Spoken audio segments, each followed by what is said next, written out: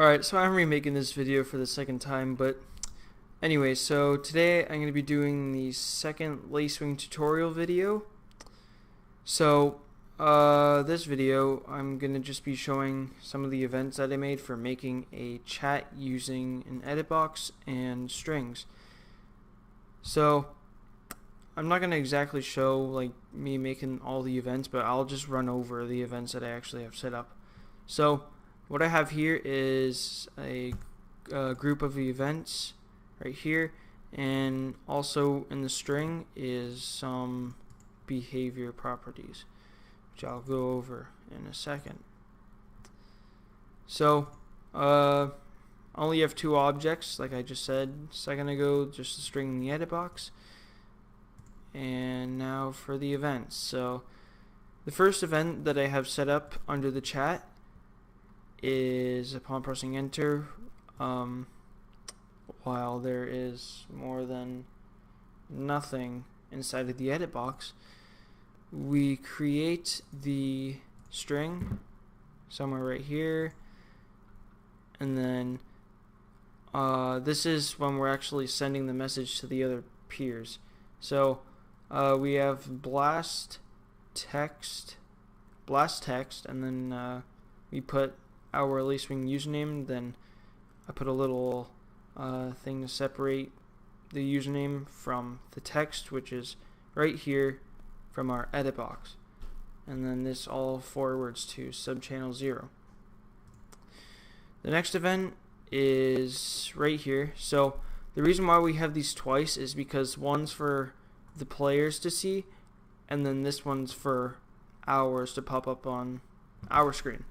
So if we were to leave this one out, all what it would do is it would send our message to the other player, and we wouldn't actually see our own text. But if we were to leave this in there, then we would know for sure that we actually sent the message because it popped up on our screen as well. Well, maybe you might not know for sure, but whatever you're sending, it'll pop up on your screen. So make sure you have that. And then the next event right here, which is on text message from channel on subchannel 0, blasted, which is what this event is forwarding to. So under here we have create the string in the same spot, and then we set the string that's being created to the received text that we got from the subchannel. So if you're unaware how to actually do this, you just go to Lacewing, received, and then get text.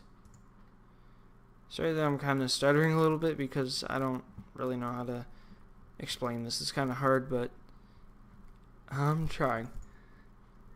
So anyways, yeah, that's all what's in the chat group events. Now I'm going to show you what's inside the behavior. So I pretty much have the exact same events, but I put them into a behavior because it was duplicate issues. If I were to just put all these events back in here, then there'll start to be a lot of duplication errors. So usually when you do behavior events, it only targets that certain object. So I took this event right here, the palm pressing enter, the edit box, blah blah blah. I pasted it into the behavior, and then what actually happens during this event is that the text will just scroll up the screen, and then it'll set our edit box to show blank. So if I were to do it right now, I type in hi, you can see that the text disappears, and then if I type in more random stuff, the text will actually start to go up. So then for this event right here, which I copied the text message from channel subchannel 0, blah blah blah, all what it does is just scroll up the text. Yeah, and that's pretty much just about it. So what I'm going to do now is just show you guys how this works. Where's my videos? Right here.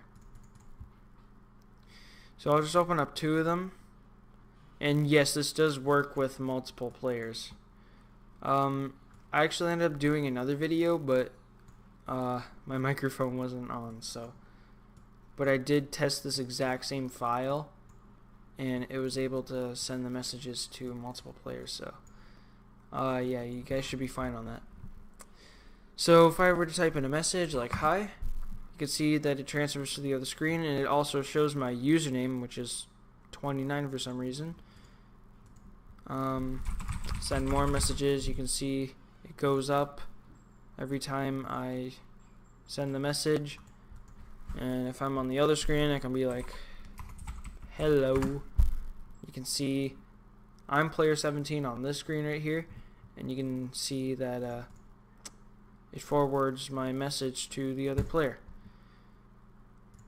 So another thing that you guys should be watching out for, well, maybe not watching out for, but just to be aware of, is that when a new player joins, they won't see the previous text that was actually sent, because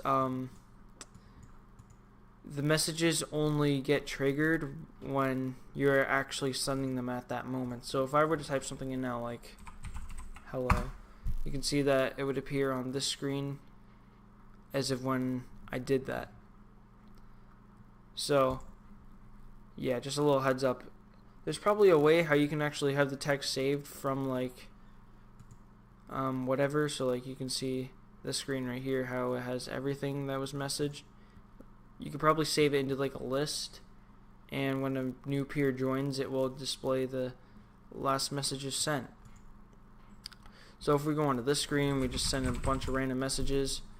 You can see I'm player 7, and it seemed to forward to each screen. So that's pretty much all what there is to this chat.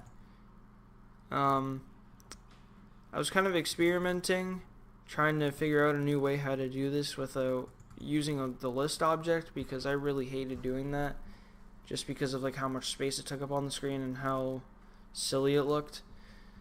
I mean, the edit box is still kind of like, it looks really old, but I'm sure you could modify this to do a different look.